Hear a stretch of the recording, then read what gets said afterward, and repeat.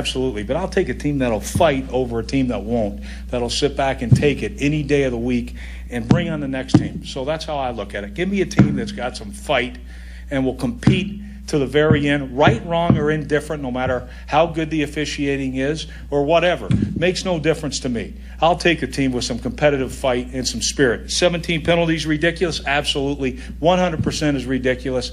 And so you say what you want, but I'll take a team that'll fight. I'm proud of this team, and we'll keep fighting, and eventually we'll find a way to win. Eventually we'll find a way to eliminate penalties. All right, so that's Rex's take after losing to the Giants at home. Now we need your take. Skip, Rex shows emotion every single week, after wins, after losses. Do you like how he handled the postgame in this one? I did not. And as you both know, I picked the Bills to be a wild card team in the AFC. And I was very disappointed in Rex Ryan after this game because there were many other ways he could have gone. And let me start my little diatribe with what our Dan Graziano reported before the game, that Tom Coughlin told his team that the Bills will beat themselves with penalties. And they committed, what was it, 17 for 135 yards? Yeah, 17 penalties. That's a disaster. They lead the league with 58. Yeah, they're running away with that lead also.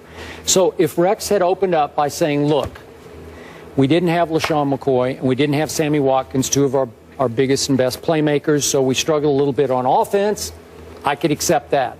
If he would then go to the penalties and say, hey, coaching does play some role in the number of penalties that we've committed, but he took no blame at all for the penalties committed when he should have. And then when he talks about, I'll stick with a team that will fight, did they look like they fought on the Rashad Jennings run that broke the game open from 17 to 10 to 24? He swat to the side like the guy. Look at that. Look at this run. Two. Now watch this guy right here. Up. Get out of my way. And got hurt on the play. baby. Way to go. We go watch this all day. 10. Way to go, Rashad. Rashad had like no yards to that point, and he shrugged off 3 completely uninspired, non-fighting Buffalo Bills. Are you kidding me?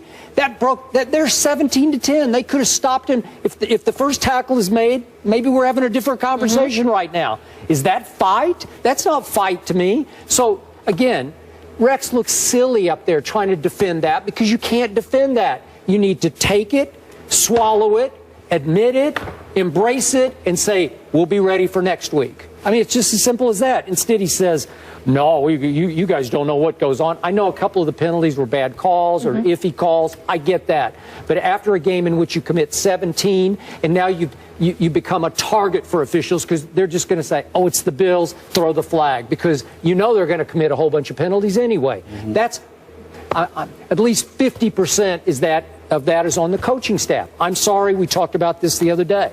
Rex didn't love it. Maybe take a page out of Bill O'Brien's book there with blaming it all on himself.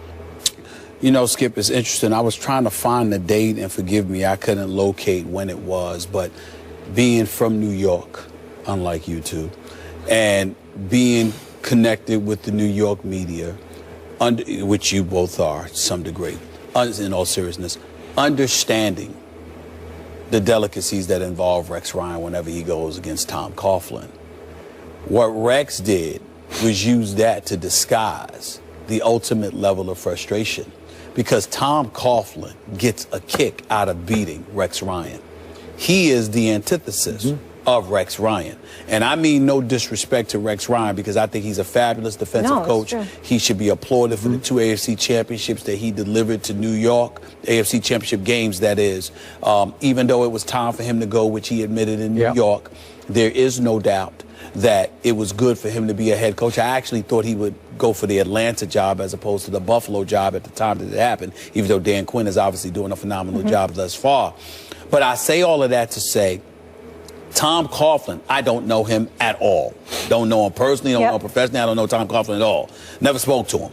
But I will tell you that watching his press conferences, knowing people in the media who have communicated with him, in the past, whenever his Giants beat Rex Ryan's Jets, he took pleasure in it. Oh, I'm sure he did. No matter what. Because of one reason and one reason only. Rex is the antithesis of him. Rex is about bluster. Rex is about headlines. Rex is about... Tom Coughlin is about business. He's old school. Tom Coughlin is old school. He's about showing up. He's about getting the job done. He's about going home. That's Tom Coughlin. Want to go home with his children, his grandchildren? Sure. That's Tom Coughlin, okay? He is the ultimate disciplinarian in terms of just disciplining himself and doing things, quote unquote, the right way. Yep. Rex Ryan is more modern. And Rex Ryan wants to blow and bluster and all of that stuff. What needs to be said today, in my estimation, I watched the Giants pick apart the Buffalo Bills, get a lead, was up 16-3 for most of the game. Here's what the reality is that this team is not living up to the expectations Skip Bayless and others have projected about them. And that is an ultimate indictment against Rex. More so than ever than when he was at the Jets. Do you know why? Because Tyrod Taylor has been playing better than any quarterback Rex Ryan has ever had. That's true. And that includes Mark Sanchez. Until yesterday. Well, I'm just saying, until yesterday. So what I'm saying to you is when you take that into account, along with the personnel that you have on your defense, why do you come into these games ill-prepared? You bloviated ad nauseum leading into the New England Patriots, and we had Sports Center up there live with the wonderful matriarch of sports television, as far as I'm concerned, and Hannah Storm. What happens? Y'all get blown out the water for the first three quarters. For the first 3 quarters. Yep. And then yesterday you seem ill-prepared as well. So it's one of those situations where I think Rex was wrong because he was really speaking to his frustration of losing to Tom Coughlin, in my opinion. But I also think that the time has come where we look at Rex Ryan and we say, enough's enough. Win some damn football games. You've got enough talent to do it. They do. We're not interested in your headlines. You're down your 2 biggest playmakers. Understand That's that. fair. That's fair. That's fair. But we don't want to hear about the headlines coming out of Western New York. We want to see W's. Figure it out. You were going against a New York Giants team that don't have all their pieces either. Correct. And you have your defensive pieces. And Rex Ryan's calling card is coaching defense. And now it's only 4 games, not a huge sample size, but your defense is 17th in points allowed and 23rd in yards allowed. That ain't Rex Ryan's defense. To me, that, again, you had to play Tom Brady and he threw for 466, but still, this isn't good enough yet. I'm going to hang in with this team because I still think it's very talented, and if they get the 2 playmakers back, especially LaShawn, that would help a lot. Players do love playing for him. There's never been a question about that.